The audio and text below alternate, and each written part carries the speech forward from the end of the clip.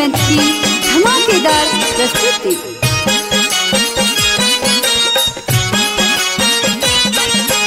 होलिया में छोड़ी जानी जाई हो मोर सैया जी बहारवा। होलिया में छोड़ी जानी जाई हो मोर सैया जी बहारवा। सैया जी बहारवा हमर राजा जी बहारवा। पिया जी बहारवा हमर सजना जी बहारवा। हमारा के फगुआ खेलाई हो जानी जाई हो बहारवा। चोलिया में रंग खूब लगाई हो जानी जाई हो बहारवा। होलिया में छोरी जानी जई हो रानी तू नहीं हराबा।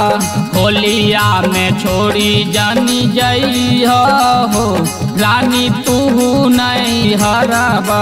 तू नहीं हरबा रानी तू नहीं हराबा। तू नहीं हरबा रानी तू नहीं हराबा।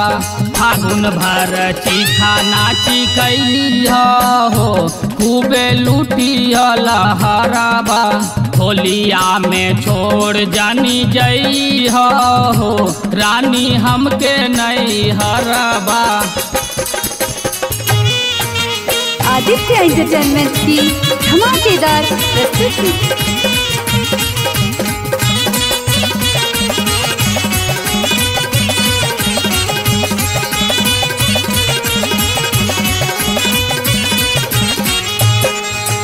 साया तू रंगी हा चोली तू रंगी हा चोली तू रंगी हा चोली तू रंगी हा। जहाँ तहर मन करी वहाँ तू डली हा वहाँ तू डली हा वहाँ तू डली हा।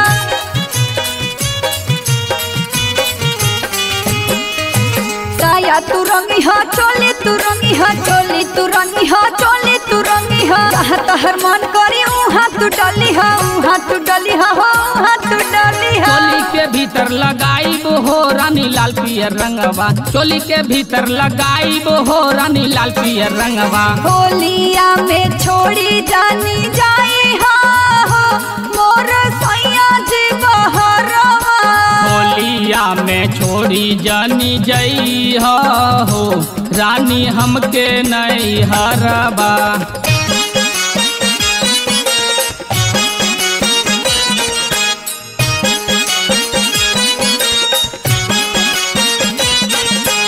भइल बियाह जब से खेलनी न होली खेलनी न होली खेलनी न होली। तोहरे से करब राजा हम हुठी ठोली हम हुठी ठोली हम हुठी ठोली।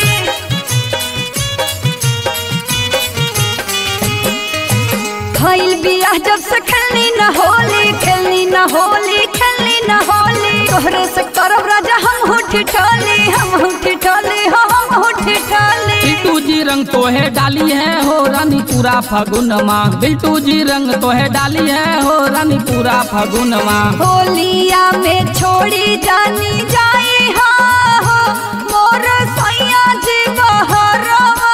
होलिया में छोड़ी जानी जई हो रानी हमके नहीं हराबा।